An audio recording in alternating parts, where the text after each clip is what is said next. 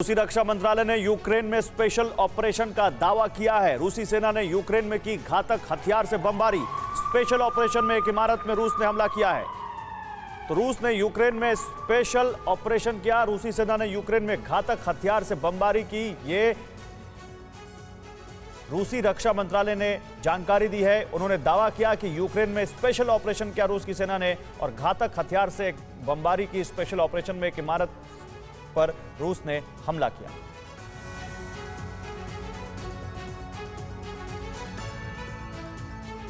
और इसी से जुड़ी हुई एक और बड़ी खबर आ रही है। रूस यूक्रेन युद्ध की वजह से बेतहाशा महंगाई बढ़ गई है। यूरोप में महंगाई का सबसे ज्यादा असर देखने मिल रहा है। 50% तक खाद्य चीजों के दाम बढ़ गए हैं और स्टोर्स पर कई सामान के स्टॉक खत्म हो गए हैं। कई इंटरनेशनल एयरलाइंस का धंधा भी पूरी तरह से चौपट हो गया है।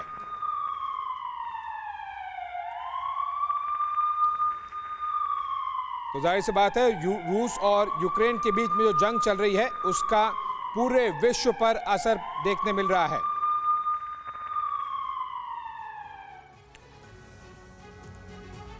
तो आइए अब कुछ आंकड़ों के जरिए यूरोप में महंगाई की हालत को समझते हैं। सबसे पहले आंकड़े देखिए आपके सामने। युद्ध की मार से यूरोप में महंगाई किस तरह से बेहिसाब हो गई है।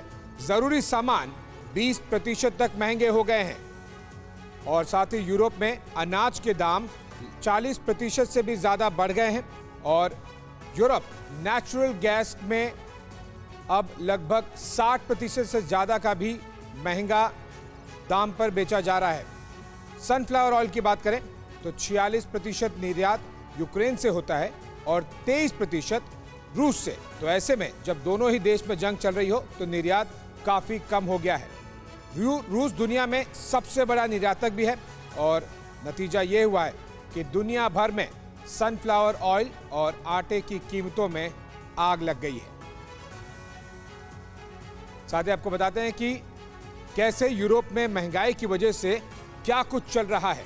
सबसे पहले देखिए, खाना खराब हो गया है क्योंकि युद्ध की मार इस तरह से पड़ी है कि सप्लाई चेन बाधित होने से कच्चे तेल समेत कई कमोडिटीज के दाम बढ़ गए हैं और साथ ही विदेशी कृषि उत्पादों पर भी कम निर्भरता से भारत पर कम असर हुआ है। लेकिन कई यूरोपीय देशों में सनफ्लावर ऑयल और आटे का स्टॉक लगभग खत्म सा हो गया है।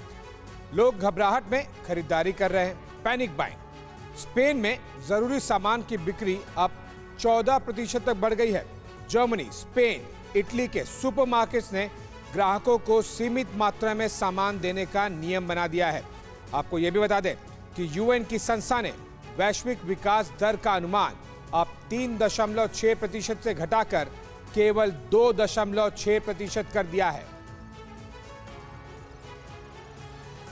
आइए साथ ही आपको समझाते हैं कि किस तरह से रूस और यूक्रेन की वजह से एयरलाइंस का धंधा पूरी तरह से चौपट हो चुका है। सबसे पहले देखिए किस तरह से यूरोपीय एयरलाइंस में बुकिंग अब 23% कम देखी गई है और ट्रांस अटलांटिक बुकिंग अब 13% तक गिर गई है। इसके अलावा यूक्रेन के पड़ोसी देशों में बुकिंग अब 50% तक लगभग आधी हो गई है और अमेरिकी यात्री 47% ऐसे हैं जिन्होंने यात्रा अब अपनी टाल दी है। अड़ी सोमवार से शुक्रवार शाम 6 बजे सिर्फ TV9 भारतवर्ष पर।